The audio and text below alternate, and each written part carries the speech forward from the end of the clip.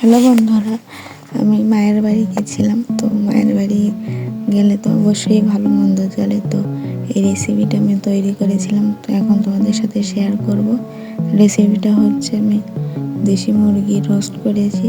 তো আগে আমি মশলা মাখিয়ে রেখেছিলাম, এখন কষিয়ে নিচ্ছি, সুন্দর করে নাড়িয়ে চাড়িয়ে কষিয়ে নিচ্ছি।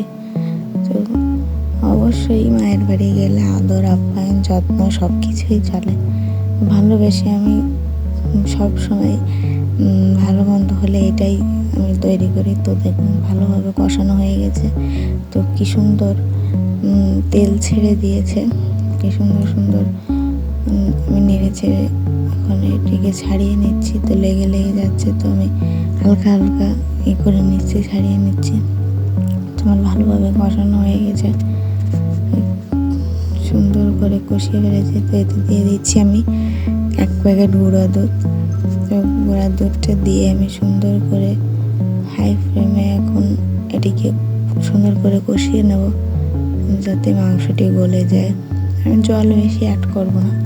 তো এই দুধটা দিয়েই আমি সুন্দর করে আমি এখন জাল দিয়ে নিচ্ছি ভালো করে।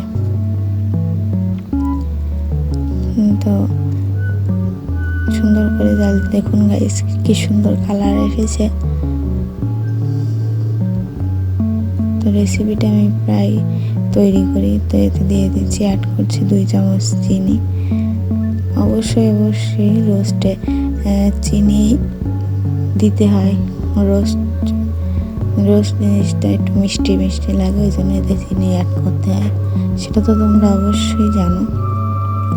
তো দেখো গাইস, আমার রেসিপিটা তৈরি হয়ে গেছে। তো কালারটা কত সুন্দর এসেছে। তো আমি একটু ডেকোরেশন করে নিয়েছি হালকা একটু। তো এটা হচ্ছে পাঙাশ মাছ।